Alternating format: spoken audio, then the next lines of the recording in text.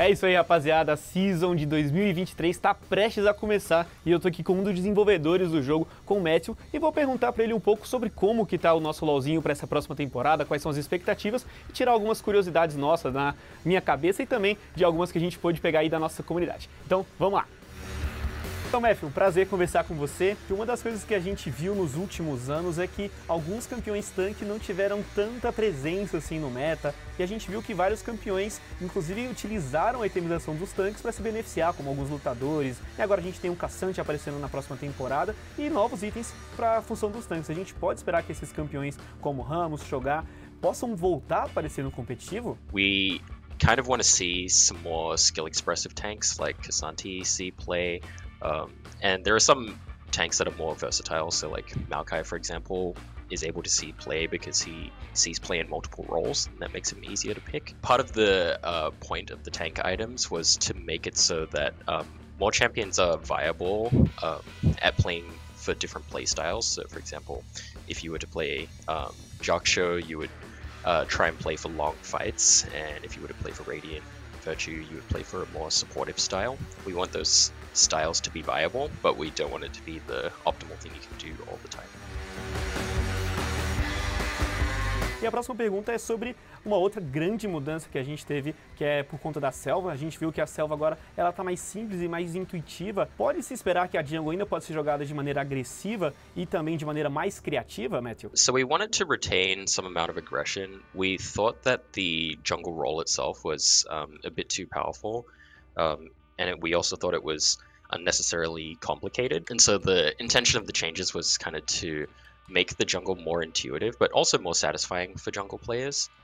We don't think that we've drastically changed the dynamic of aggression versus defensive. We intend to support aggressive plays. We did want to reduce the amount of jungle uptime on the map in the early game in particular. Agora falando um pouco mais sobre as mudanças de sistema, a gente viu que as torres agora elas estão um pouco mais resistentes e também as barricadas estão dando um pouco mais de ouro. Essa mudança é para tentar deixar o jogo um pouco mais devagar, ou os jogadores têm que se arriscar um pouco mais para tentar pegar esse ouro extra que as barricadas vão te dar agora nessa próxima temporada? We wanted to make it so that when you're diving and trying to get a 4v2 or 3v2 off, that doesn't result in such a crippling advantage.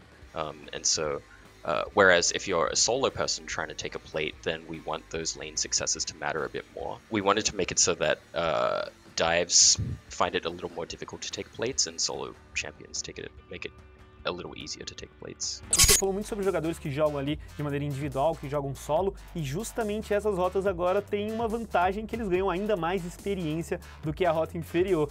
Os AD Carries não ficaram muito felizes com isso, né? Por que dessa mudança? Por que deixar a bot lane ainda com menos experiência, sendo que já são dois jogadores que jogam juntos? While we thought that ADC players, that there could be some satisfaction increases there, we made a lot of changes during the year that adversely affected top laners. So for example, we changed the way that teleport worked in patch 12.1 so that top laners found it more difficult to join a bot lane fight.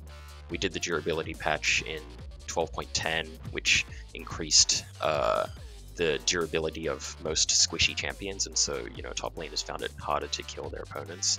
And then in 12.14 we made some changes to objectives that increased the power of dragons mostly. All of these changes kind of increased the power of bot lane at the cost of top lane, and so we thought that we wanted to return some of that power to top lane.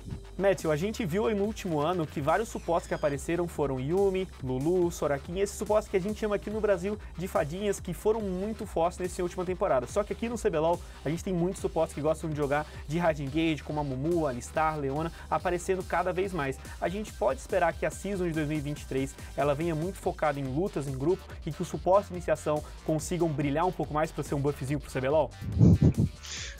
Yeah, we definitely want to make it so that many different styles of champions are viable in bot lane.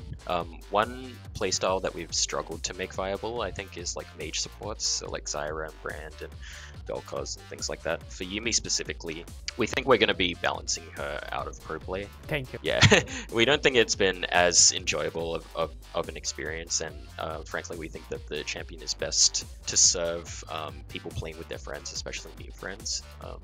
And pro players are especially good at micro-optimizing her untargetable mechanics. Então, Matthew, muito obrigado aqui pelo papo, cara. Espero que a nossa temporada de 2023 seja ainda melhor do que foi 2022. Então, muito obrigado pela sua presença aqui, esclarecer um pouquinho dos pontos do LoLzinho para essa próxima temporada.